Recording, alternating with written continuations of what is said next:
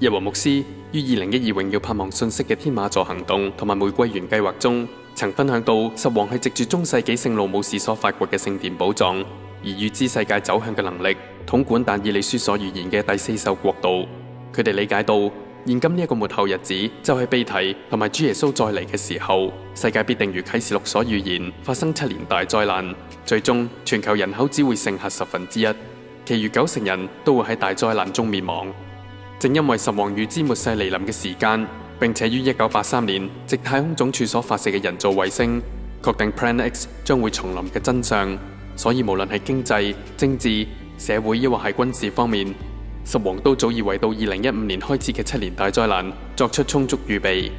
例如2006年起，挪威政府喺北冰洋嘅斯瓦爾巴群島建造咗一個種子儲藏庫，名為斯瓦爾巴全球種子庫，主要用於收藏全世界作為食品嘅農作物種子，保護農作物嘅基因多樣性，防止人類喺大規模災害嘅時候永遠喪失某一啲糧食嘅基因。呢一項工程得到聯合國糧農組織嘅支持，被稱為全球農業嘅挪亞方舟。同時，全球約有1400個種子庫，有啲坐落於政局不穩或者環境面臨威脅嘅國家，有啲則因戰爭或者內亂而遭到破壞。美國太空總署一直聲稱，地球喺未來幾百年甚至上千年都絕對唔會出現種族滅絕性災難。咁樣又如何解釋全世界政府都正在為大災難而預備末日種子庫呢？另外，美國以及全世界政府皆領導國民由1970年至1980年代開始，以幾何級數嘅增長率開發地球所有資源，包括黃金、白銀或者係各種礦床，甚至以泡沫式經濟瘋狂地發行鈔票同埋貨幣，令整個社會都窮奢極侈地製造各種機械、商品同埋奢侈品。人們亦大力發展泡沫式樓市，以極為貪婪嘅方式炒賣樓盤，建造大量根本冇人居住嘅大小樓宇，最終甚至淪為鬼城。單單睇美國自200多年前立國起，至今日嘅國民生產總值 GDP 圖表，就會發現美國嘅經濟由1970年至1980年代開始，如同火箭升空般發展起嚟。呢個現象唔單止出現喺美國，其實全世界政府於同一時間都喺度進行同一件事。佔全球人口最多嘅中國，亦由1970年代尾至1980年代初，完全放棄以往嘅共產主義，轉為我哋今日所見，跟隨西方不斷大力發展各項經濟純資本主義嘅經濟系統，甚至完全無視對環境嘅嚴重破壞，以及經濟過度發展而導致人性嘅嚴重扭曲。為嘅似乎只係趕喺某年某日前掘光同埋用盡國家嘅所有天然資源。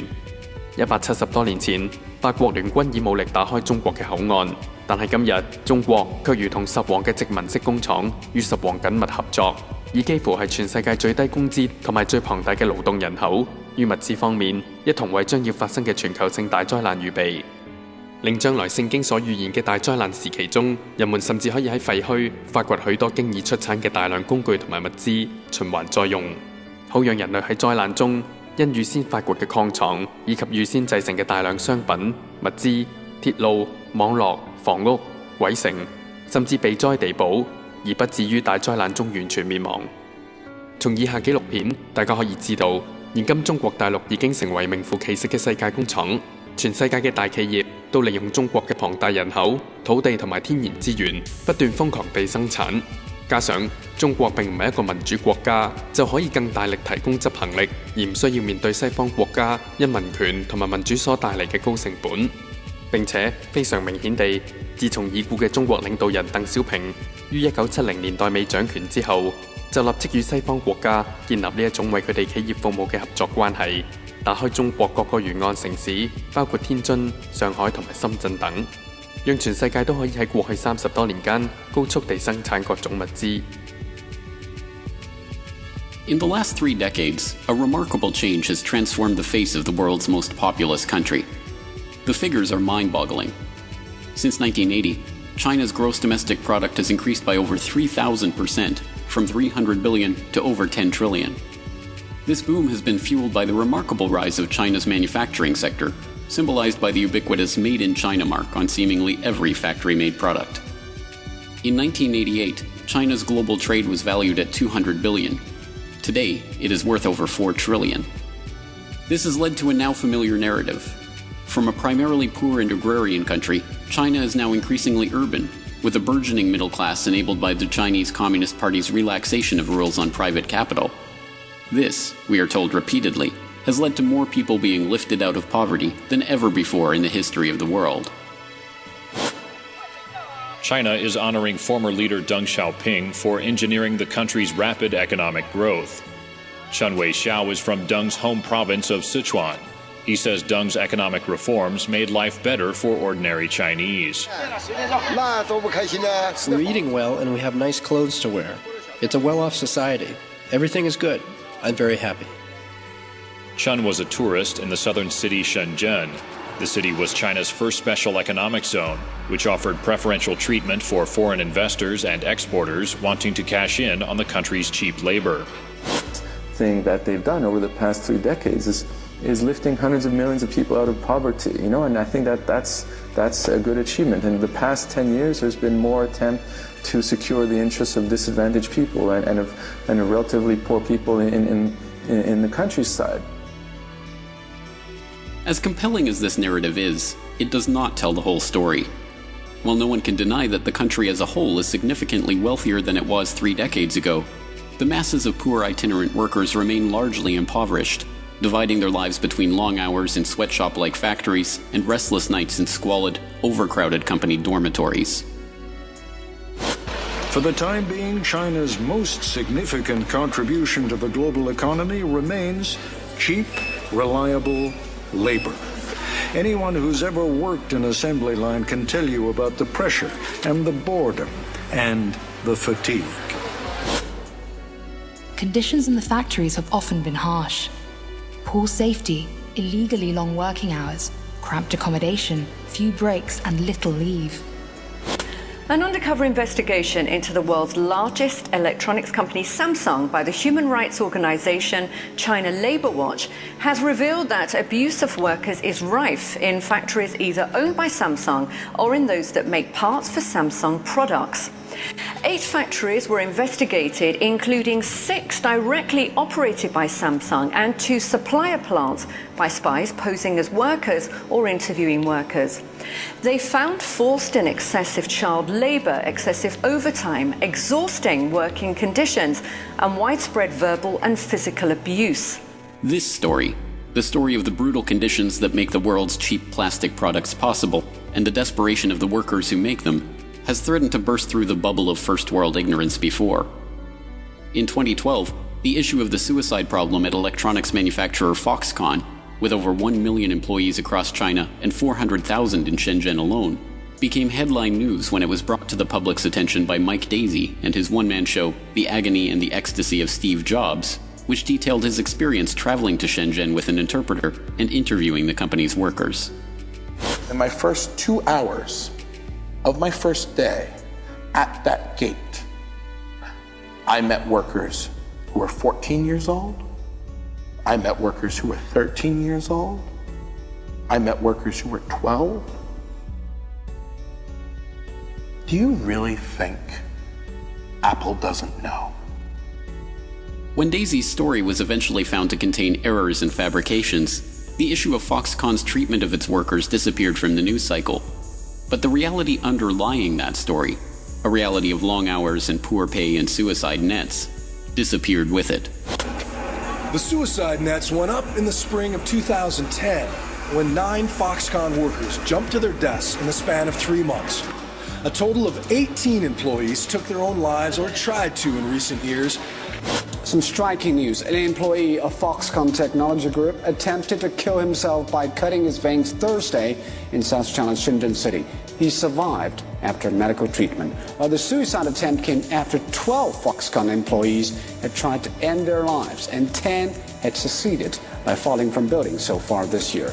A tragic state of affairs, and in response, Foxconn has taken action to ensure the mental health of their employees by making them sign a pledge vowing not to kill themselves. Done and done. While the average worker building electronics in the U.S. today makes over $23 an hour and works 41 hours a week, most of the people at Foxconn earn just over $2 an hour. and strive for a 60-hour work week. Shifts have overtime built in, so workers regularly do more than 60 hours a week, more than Apple's guidelines. So if the workers at the bottom of China's economic miracle have seen very little of the benefits of that miracle, the question is, who has? The answer, perhaps unsurprisingly, is that a small group of families, all related to a small cadre of politicians and bureaucrats surrounding Chinese leader Deng Xiaoping during the country's transition out of Maoism in the 1970s, have reaped the lion's share of this new wealth. And they did so by cutting a deal with the corporate, financial, and banking elite of America, who were searching for a way to move the US manufacturing base offshore. In order to understand this part of the story, we must first understand the history of China to know that this is not the first time the country was colonized to serve wealthy foreign interests. In the 18th century, Europeans developed a taste for various Chinese goods, including silk, tea, and porcelain. The trade for these goods was largely one way. China was not so interested in European goods. As a result, more and more of Europe's silver bullion found its way into China and stayed there. To correct this trade imbalance, the British East India Company hit upon a Machiavellian solution. It used intermediaries in Turkey and India to smuggle opium into China, where opium dens became commonplace and the effects of opium addiction ravaged the Chinese countryside. By 1838, as many as 12 million addicts populated the opium dens, many idle and unemployed, some selling their family into slavery to afford their habit. When Chinese Special Imperial Commissioner Lin Sishu was dispatched to Canton, now modern-day Guangzhou, to stop the opium trade, the British responded by sending warships and expeditionary forces to wreak havoc on Chinese ports and coastal cities. This, the First Opium War, led to a decisive British victory and the Treaty of Nanjing, which ceded Hong Kong to the British, as well as forcing open 5 major port cities to British trade, including Guangzhou, Xiamen, Fuzhou, Ningbo, and Shanghai. This began an era that Chinese nationalists later called the Century of Humiliation. The Qing dynasty had itself been humiliated, and unequal treaties like the Treaty of Nanjing undermined traditional Chinese trade restrictions, foreign relations, and even the country's legal system. China had become yet another outpost of the British Empire, still autonomous, but as integral to Britain's trade interests as any of its colonies. With the Communist Revolution of 1949, China once again retreated into its Middle Kingdom status, severing its diplomatic and economic ties to Britain, the United States, and the other Western powers that had long held such power over it. As Professor Michel Chossudovsky of the Center for Research on Globalization explains, however, those ties were to be formed once again, less than 3 decades later. So 1972 is a landmark date. 1976 is the major landmark date for the transition. Zhou Enlai dies in early 76. He was very much a go-between the two factions within the Communist Party, the left and the right, the capitalist roaders and so on. And then Mao Zedong passes in September. And immediately after the death of Mao Zedong, there is a regime change where the so-called Gang of Four, but they were depicted as the Gang of Four, the 4 major leaders of the within the state apparatus, were in effect displaced and arrested and demonized. And in fact, these were supporters of Mao Zedong. This coup could not have taken place while Mao Zedong was still alive. And the Western media celebrated, pretty much reverberated the position of the Communist Party, the Chinese Communist Party. And then there was a period of transition with a new leader, Hua Guofen, which lasted approximately, about a year to 2 years. And Deng Xiaoping made his comeback in 77, 78. And in 1978, they established the free trade zones, which was very crucial.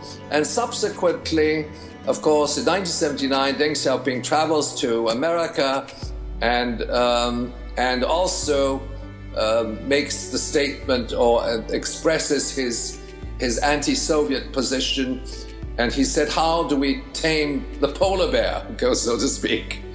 And then in the early 80s, you had some important landmark decisions. One was, I think, 83 was the new Chinese constitution, which abolishes the People's Commune, which ultimately was still how they managed to inscribe economic policies within the constitution is quite unusual in some regards. And then in the following year, in 84, they extend the special economic zones to much broader areas in what were formerly the treaty ports of the colonial or the semi-colonial period. Now that is of course very important, because what they were restoring, and in the same cities we're talking about Tianjin, Guangzhou, Shanghai, of course, and what they do is they restore areas where foreign companies can come in and invest. It's much more directed towards broader industrialization, technology. It's not limited simply to assembly line type of operations. But that was, of course, very crucial. Now, I should make a flashback to the 19th century, because in the wake of the Opium Wars, which started in 1839, without getting into the complexities of this war, there was a treaty, and there were subsequent treaties. The Treaty of Nanjing is 1842, which opens up China to Western merchants and investment and so on, including, and then subsequently railways, public infrastructure and so on, and puts China's trade under the control of the colonizers, in particular Britain, and controlled the customs. Now, that particular structure was used as a model to restore the relationship to foreign capital in the wake of let's say in the wake of Mao's death, what we might describe as the post-Mao era. And they use, in fact, the same terms, the open door policy. Now, the open door policy is an American concept, which was part of a treaty. It's the Treaty of Wanxia, which was signed shortly after the Treaty of Nanjing. And so there they reinstate the structures of trade which prevailed prior to 1949. 例如，中國由1980年至今年35年間 ，GDP 國民生產總值上升咗30倍，由3000億美元上升至10萬億美元。而全球嘅 GDP 亦由1980年嘅11萬億升至今日嘅70多萬億，總共上升咗7倍。又例如，世界石油同埋天然氣嘅產量由1970年代尾開始，疫情幾何級數上升，至2011年到咗頂峰，之後就一直下滑，因為佢哋已經被開採得一乾二淨。黃金同白銀嘅開採亦於2010年打後到咗頂峰，隨後一直下滑，至今白銀甚至已經差唔多被開採淨盡啦。同時，美國於過去30多年徹底改變以往正派作風，以各種偽旗行動為藉口，武力入侵別國，尤其中東回教國家，搶奪其石油同埋毒品資源，加速完成發掘地球資源嘅工作。要國內預備好聯邦緊急事務管理處所設嘅營舍 FEMA Camp、國土安全部、警察軍事法同埋槍械管制等，確保基督徒被提後，美國仍然能夠控制社會秩序。明顯地，過去30多年，如果冇改革開放嘅中國成為列強嘅世界工廠，世界絕對唔可能有住今日嘅繁榮程度，亦唔可能擁有呢一種過度豐富嘅物資。所以，實王係早已預知，並為到可能由2015年開始嘅7年大災難，喺各方面，包括經濟、政治、社會及軍事，都作出萬全嘅準備。